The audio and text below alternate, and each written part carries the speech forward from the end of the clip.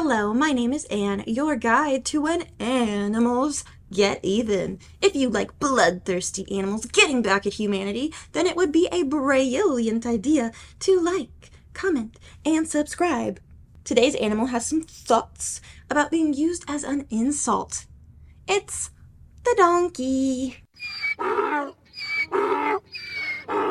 We are going to start in California, where a group of bros decided to play a prank with a donkey.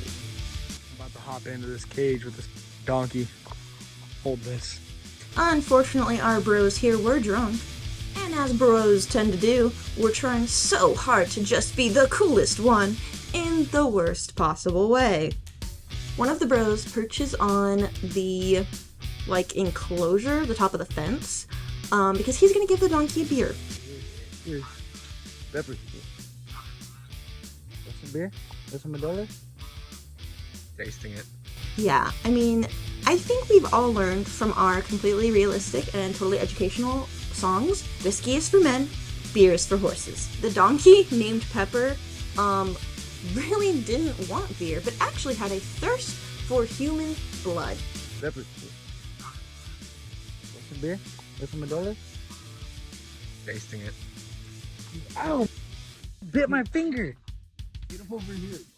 The bro wearing a hat was the first to ask, "What the fluff? Are you giving the donkey beer?" Obviously, in accordance with YouTube, fluff is not the word that was actually used, but we want to be just friendly and safe. So that's what we're gonna do. Again, all of the guys laugh. So funny. And Pepper is not pleased. In the clip, the bearded man is called Caleb by his friends, and he announces that, I'm about to hop into this cage with this fluffin' donkey. I'm telling you, dude, I'll fluffing knock this biscuit butt mother fluffer out. The friends, they urge Caleb, get in there, fight the donkey, you got this. And he has enough sobriety and enough survival instinct to admit that he's actually too afraid to get in there just yet. I don't want to yet because I'm scared.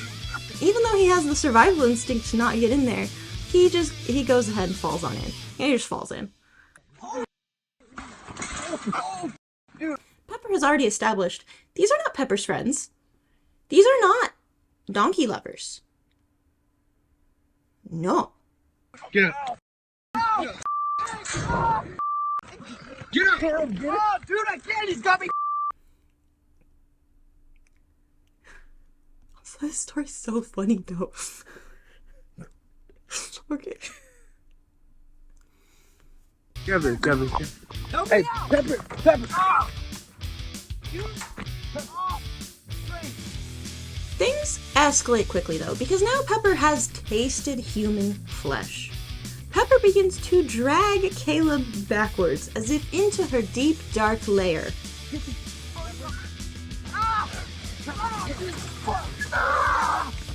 One of the other guys jumps in and has to punch Pepper, rude, repeatedly in order to get Pepper to let go, and then they both are just scrambling out.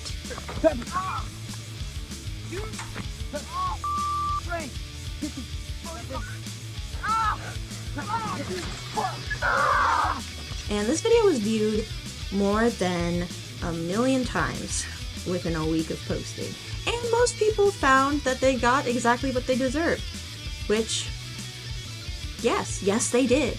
Serving the wrong beverage to a donkey, being rude towards the donkey with your foul language, entering the donkey's pen, even if it was because you fell over because you're drunk and dumb, rude, and then Pepper's prey escapes. And Pepper lets out a cry that I can only hope and wish haunts Caleb's nightmares to this day, to the point that he dreams about being stalked through a dark alley by a donkey, making that horrible, hideous sound.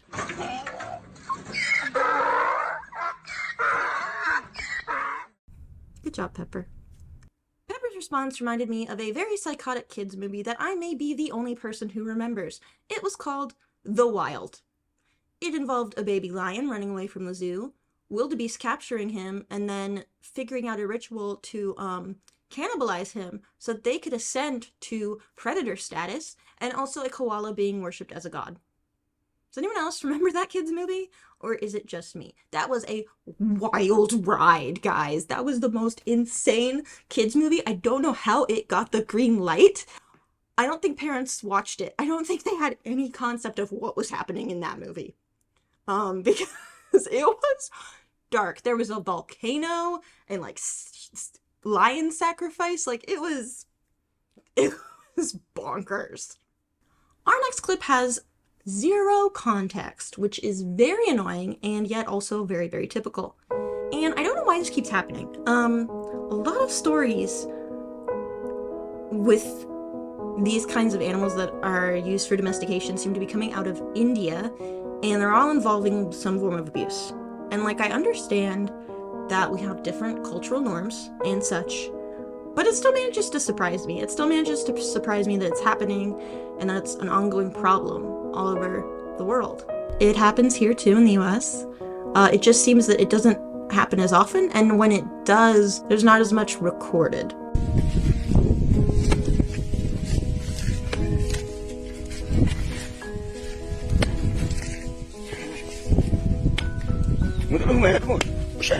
I don't know if he's like set his phone up to record. I don't know if someone is recording him, but both of them, or just him, thought it was a good idea to do this. So he's hurting this donkey who's just standing there, who literally can't do anything about the situation and is just getting hit and hurt. Then he decides it's a good idea to mount the donkey. Game on, bro.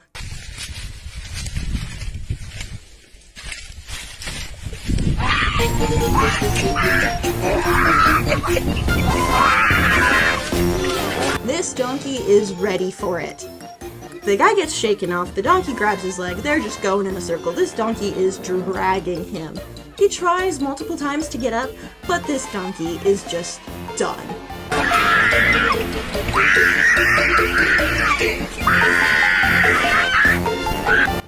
And I can't even be mad about it, you know? Like, good. I sort of wish it had been worse, which is probably a terrible thing, and I'm probably a bad person for saying it, but I do. You know? He was a limp noodle. That's what he was. And he was being dragged around like one. And it was a joy to watch. Knowing exactly what prompts the scream, it puts me in a state of deep relaxation when I hear it.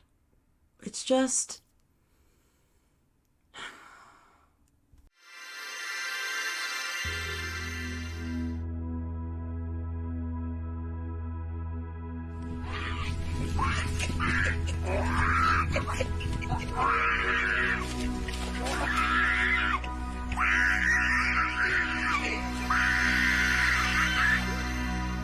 Okay, the next story, I'm gonna link it down below, like always, the article, but I will say the images are for the strong-willed. It's dark.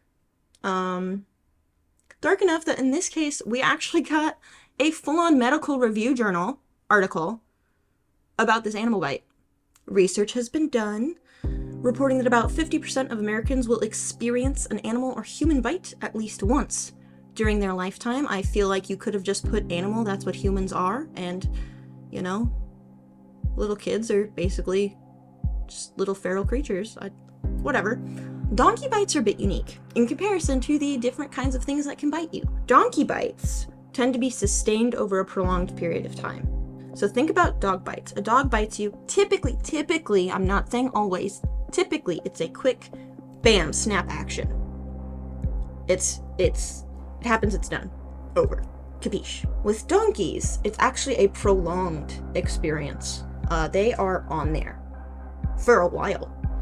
And due to the crushing force of their bite, it creates really bad, deep tissue damage. For some reason, it also tends to show a puncture wound in the center. So now I'm just imagining that donkeys have some sort of like horrible, like, what are they called? Stalagmites? Are those the ones on the bottom? Or the top? Whatever. It's got one of those cones that come down from the roof of their mouth with a sharp point that just like puncture wounds it, which is probably not actually what donkeys have. I should have looked into it. I didn't. I will always imagine it this way instead, and it will haunt me forever. So this 12-year-old Lebanese boy is admitted to the ER in Lebanon, and unfortunately, he had a severe donkey bite wound involving his left cheek and ear. So it turns out this boy had tried to touch his neighbor's donkey without asking anyone, without permission or anything like that, and the donkey did not appreciate it, and things went south from there. I don't know if there was something more to it, or if the donkey had a history. I don't know. All I know is he attempted to interact with the donkey without talking to any adults, and the donkey was not having it. The lacerations he had on his cheek were extremely deep, to the point that he had to have surgery to basically like stitch his face back together, kind of like Frankenstein-y. Yeah, ouch. Again, that's why the images, if you go look at this article, just be prepared. Be aware of what you're walking into, because I wasn't. And it was an experience. Our next story is in Texas.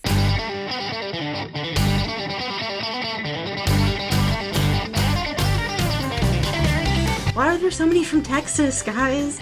I don't know. Everything's bigger here, including our volume of animal attacks, I guess. So the issue with this case is how little concrete information exists. I'm gonna run you through it and run you through my thought process, but the facts are limited. So I'm gonna give you what facts we have, and what actually led up to everything is completely up to the imagination. I just don't know. A mayor of a South Texas town, but really more like central-ish Texas, because it's like an hour north of San Antonio, is what it said. And like if you go an hour north of San, that's really like central Texas, honestly. But anyway, they reported it as south. So southern Texas town, the mayor is found deceased in a pasture because of a 500-pound donkey. This was a 65-year-old man who was a veteran of the Air Force. He had retired in 1990 after serving 20 years. And then he came home, and then he entered public office, and then he got taken out by a donkey. The sheriff's department who dealt with the case said that donkeys can become very aggressive, very mean, sometimes triggered by like a female in heat, but they didn't explain if there's actually like a female donkey that's there at the time that triggered this or what. They played it extremely coy. The sheriff's department did. I honestly, I have to wonder if they're like, they hiding something? I do not know, because they played it so coy. They said, based on the evidence at the scene and what we saw on the donkey, it was evident this particular donkey was involved. And I am just like, what does that mean? I need to know. What was on the donkey? Was the donkey splattered in blood? Did the donkey have his cowboy hat on its head? Was he wearing war paint? Like, what was on the donkey? How do you know it's that donkey? Like, what has to be on the donkey for you to know it's that donkey? I don't know. They won't tell me. The sheriff's department wouldn't even share if the man had been kicked or trampled by the donkey. A journalist actually asked, and they said, we can just surmise based on the evidence that we have, all of that. Which I'm like, okay, all of that, like he was kicked and trampled? All of that, like the donkey did all of the donkey things to prove that it was a donkey that did it? Like what does all of that mean? Does it mean both of them? Does it mean there were bites? What is it? See, that's why I said the whole like they're different from other mammal bites. So I'm like, okay, was it like a bite? Like, is that how you knew like this is a donkey?